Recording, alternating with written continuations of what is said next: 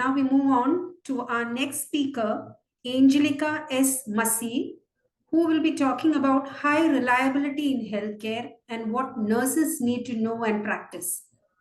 To know more about Angelica, she is currently working as Deputy Manager, Nursing Quality Education and Training in Max Healthcare Institute. She is a transplant coordinator of NOTO, certified master trainer in viral hepatitis. She has done her master's in gastroenterology, that is medical surgical nursing, and she's a BLS, ACLS, and PALS provider. She has got various membership and she has done publications and contributions to the textbook of adult health nursing and emergency medicine. She has published research in Indian Journal of Nursing Studies and IJRN. And her area of expertise is clinical simulation, wound care, liver transplant nursing, and so on. So I welcome Angelica for the next session. Over to you, Angelica. Thank you so much, ma'am, for that kind introduction. And I would also like to thank Kaho, INS, and Annie for a joint platform and giving me this opportunity to speak on the topic. Today is high reliability in healthcare and what nurses need to know and practice. So to start with, we know that high reliability is a commonly repeated term in the healthcare sector. And we also know that health reliability refers to a consistent delivery of exceptional quality and safety across all services sustained over time. And high reliability is definitely required in healthcare because it is required to minimize errors, improve patient outcomes, and also it embeds a culture of safety in the organizations. And definitely nurses are integral and they are required at every part of the care continuum because they serve as a vigilant eyes and ears for their patients. So coming to what is the importance of a high reliability in healthcare. So there are the two major impacts of a high reliability in healthcare is impact on patient outcomes. And then the second one is enhancing care delivery efficiency. So high reliability basically helps in fostering practice, which reduces errors and ensure that high standard and high level of care is being provided to our patients, which leads to a better recovery rate. Also, coming to enhancing care delivery efficiency, it is also helpful in streamlining our operations, reduce waste and optimize the resource that are available in the hospital, thereby improving the care delivery processes. Then the three pillars of high reliability in any healthcare are leadership commitment to zero harm, a culture of safety, and the last one is empowered workforce, which uses a robust process improvement maneuver so that we lead to better patient outcomes. So leadership commitment is the very first step towards zero harm, and it is a foundational step on the journey towards high reliability. And thereby the organizational leader translated into action by allocating the necessary resources, cultivating a required expertise in that particular department, and also establishes a system that works towards a zero harm, which is achievable. The second principle is safety culture. So safety culture is basically developing a relationship and making an environment which is a trustworthy environment. And also the leader should respond constructively towards the safety reports, and it also helps in building confidence and reinforces a culture of openness in the departments. And this also creates a positive feedback loop, which is important for the staffs so that they feel supported. And also they might report future concerns. So it is definitely required that the organization builds a safety culture inside. The third part is robust process improvement. And robust process improvement is basically understanding the root causes of the of any incident which has happened in the hospitals, and basically we achieve meaningful improvements by using these tools, which is Lean, Six Sigma, change management, to improve adopted and our sustained outcomes. And therefore, it helps our healthcare organization to drive a lasting improvement in safety and quality. Now we'll talk about the 5 major principles of high reliability and what nurses and leaders need to practice. The first one is preoccupation with failure. So everybody at any organizations is alert of the risk and error and near misses that happens inside. And we also, it's smaller problems comes as an early warning signs, and we should get prepared for the smaller ones so we are able to manage them at a larger levels. So nurses requires that minor incidents also should get reported so that we prioritize patient safety at all times. Second is reluctance to simplify interpretations. Then it is important that we oversimplify complex issues like we do RCA, we do CAPA, and we make sure that we are digging deeper into any incidents to come to a closure of that incident, and we are using so many tools to understand how can this particular incident would have occurred and what would have happened. So my colleague Josna also has given her sites about various tools that are being used in the healthcare so that we are able to understand what could be the critical cause. The third part is the third principle is sensitivity to operations. We also need to be closely connected with the daily operations, and we are so that we are aware of the early warning signs that are happening. And we also need to be aware of the situational awareness so that anytime any kind of event occurs, we are able to do a real-time adjustment and we are able to implicate whatever is required. It is important that our leadership conducts walk arounds and listens to the frontline staffs, and so that we are able to understand what are the core challenges at the front line. Fourth is commitment to resilience, which is accept that there is an error which can occur anytime because we are all humans and working for betterment of the patients, but eventually there could be a lot of harms happening from the human, and we have to make sure that we always stay calm under pressure and we always escalate the little things that are of concerns, and immediately we want to get a feedback for whatever can be managed at a ground level. And the last principle is deference to expertise. So that in critical situations, we definitely need our nurses who are at the front line to develop that empowerment so that they know what decisions can be made at the time of emergency situations.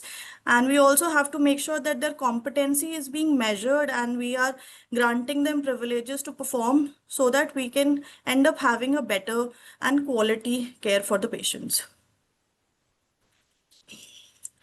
Coming to barriers to high reliability in healthcare, so we have I listed a lot of barriers that keeps on coming in between the high reliability. So the first one is fragmented system, which means there might be a system in place, but there could be poor coordination and integration, which leads to problems across the care setting. So it is important that we have a proper escalation matrix and we know how to report and whom to report at what time.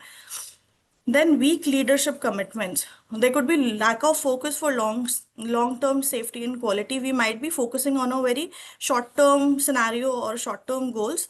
So we always have to focus on a long-term quality thing.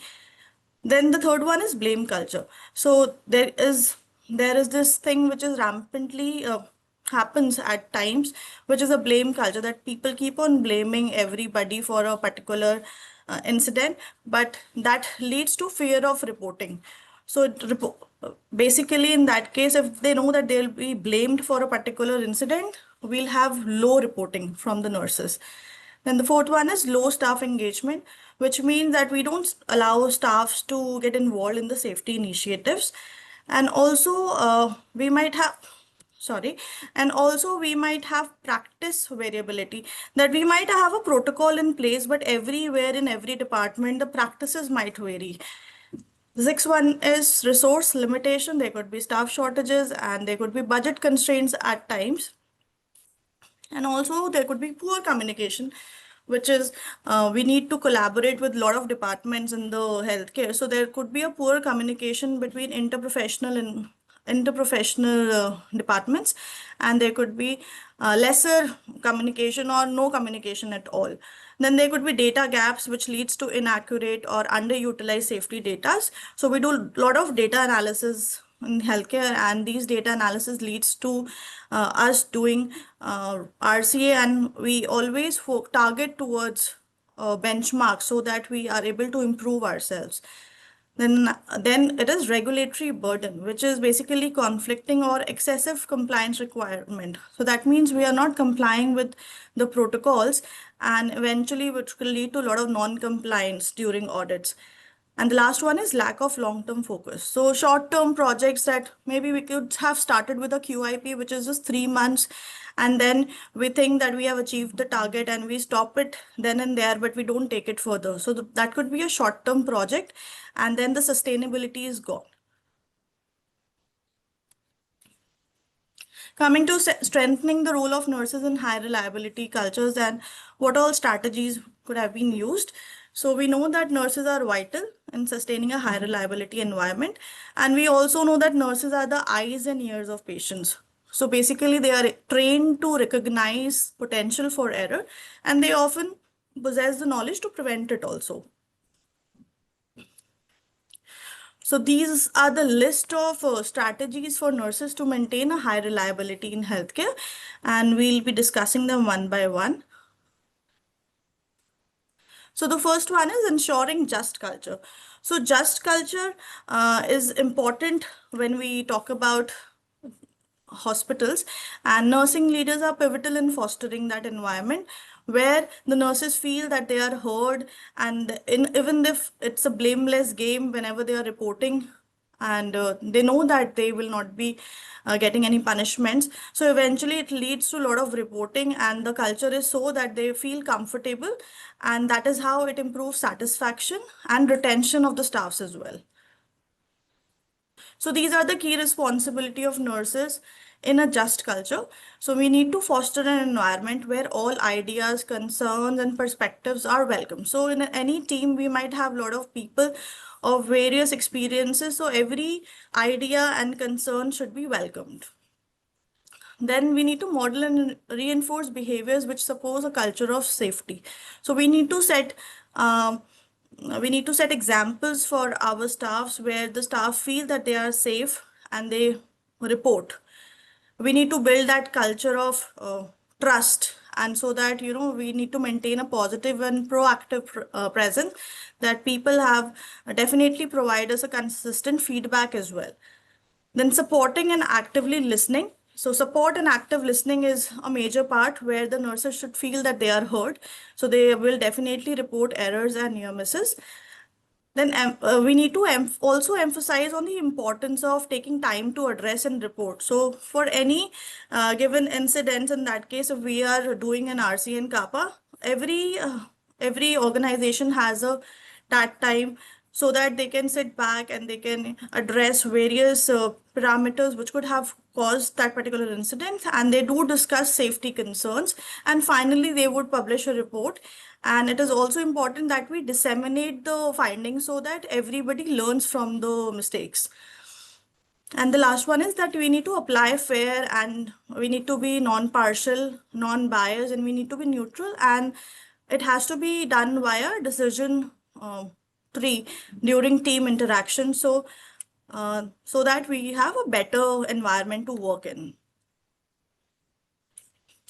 Also, during just culture, if we are giving them a safety culture environment, it is important that we build them on trust, we eliminate the fear of punishment, and we also leverage the data from reports via analyzing reported errors, near misses, and unsafe condition, so that we know what are the trends that are contributing factors and what are the vulnerabilities, and which will lead to targeted improvements in the system.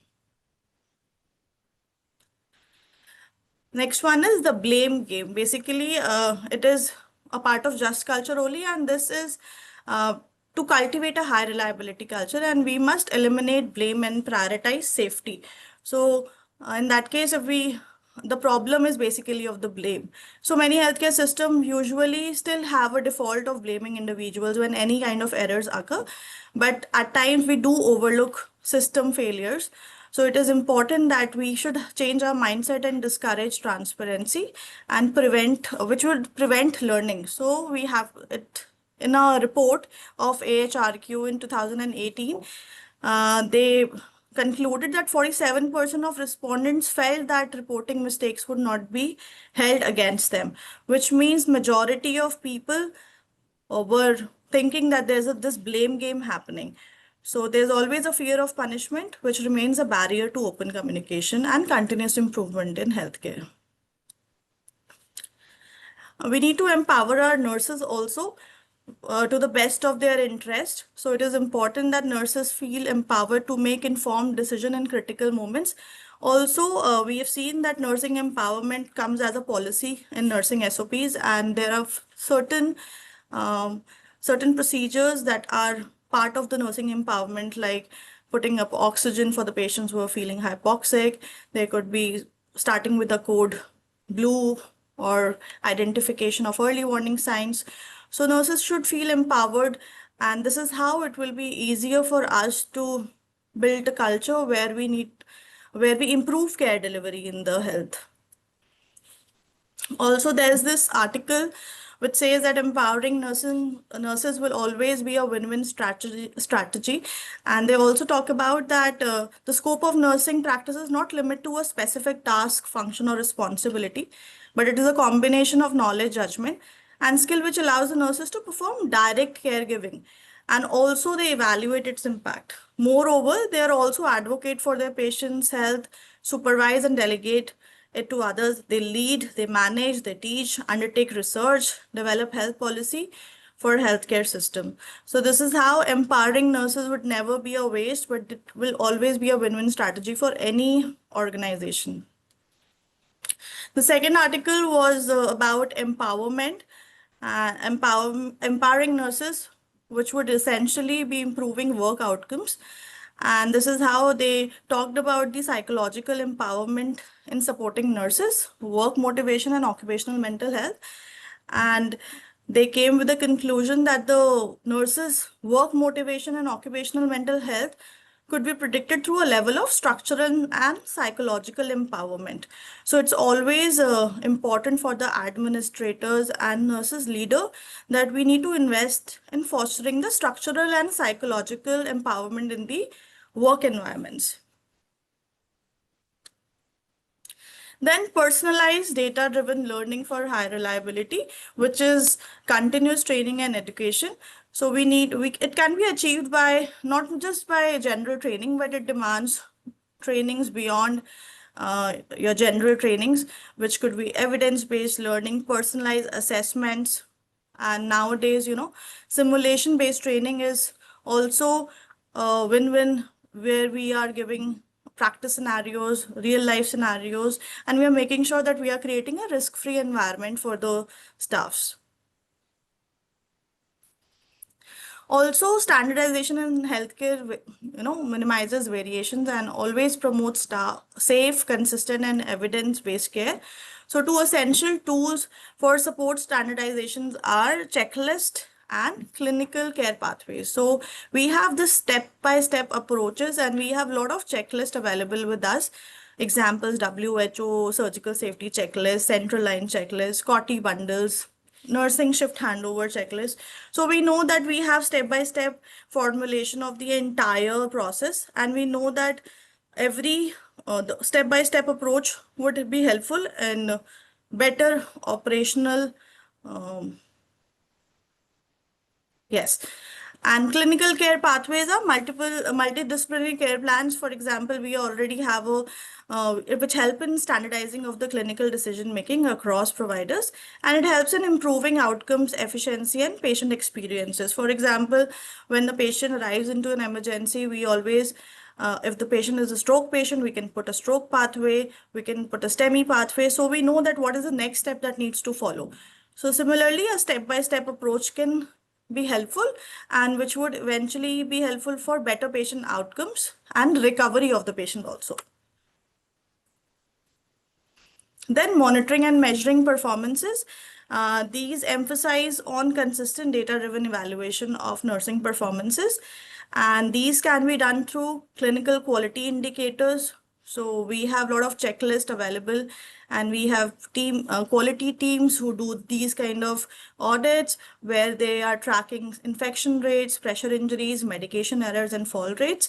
Then there could be real-time audits also, which can be conducted at bedside, documentation review, there could be practice observation to ensure that everybody is adherent to the protocol and the processes.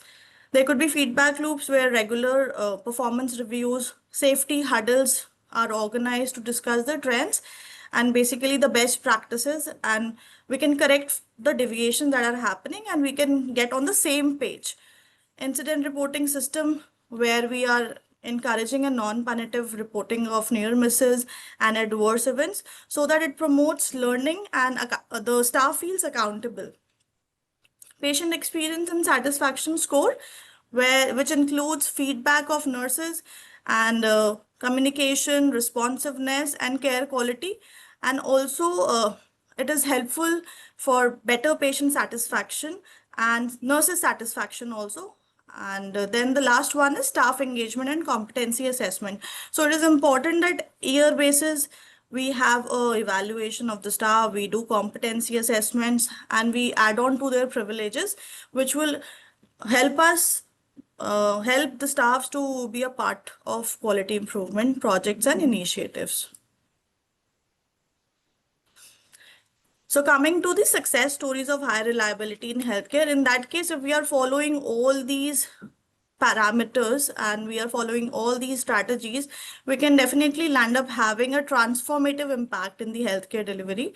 And we can see significant benefits in enhanced staff engagement, where the employees feel more valued and involved in the safety and quality efforts. Also, it helps in collective mindfulness, where the teams remain alert. They know what are the potential risk, potential harm to the patient, and they always are prepared to prevent harm. For example, if we have a patient who's vulnerable to fall, so we know that the patient might be at risk, and we deliver them with the fall prevention protocols. Then there could be effective problem solving, where we are using approaches like robust implementation of tools via which we can address the challenges and we can bring clarity and we can know what could be the challenges that are going through. Then there is improved patient safety. We already have a safety culture where we talk about patient safety, we follow IPSGs, and this leads to fewer adverse events and helps in better quality and better patient outcomes. And then we have continuous quality improvement also. So high reliability principles basically support a sustained improvement in the clinical and operational processes. So it is always a good strategy to help, in that and get involved in that continuous quality improvements. And also we need to be more consistent and reliable. So because we are working towards a high reliability organization, it is important that we follow all the standardized practices so that we reduce the error, we reduce the variability, and we focus on the enhanced delivery of care.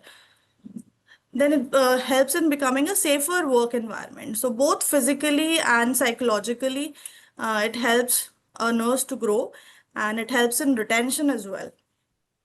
And better preparedness for unexpected events, where the health reliable organization also know how to deal with crisis intervention in case of emergencies. We have a lot of hospital codes followed where we are already prepared for the unexpected events. So these are certain success stories of high reliability in healthcare, and which definitely leads to notable gains in staff satisfaction and retention.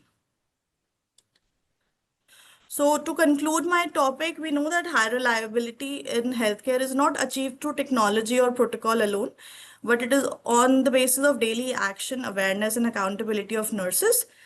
And also by developing a culture of safety where speaking up about risk, following standardized care pathways, and responding swiftly to unexpected challenges. Also, we need to attain a just culture principles so that we engage staffs in continuous learning. And we also apply these 5 principles of high reliability so the nurses become and drive to a safe, consistent, high quality patient care. So in high reliability organization, every nurse is not a caregiver, but they are a safety leader. So these are my references.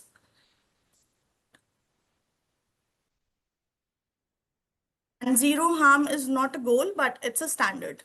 So thank you very much. Thank you, Angelica. Thank you for that very compelling session on creating a reliable and resilient system in healthcare. You touched upon something which is very important, and that's just culture.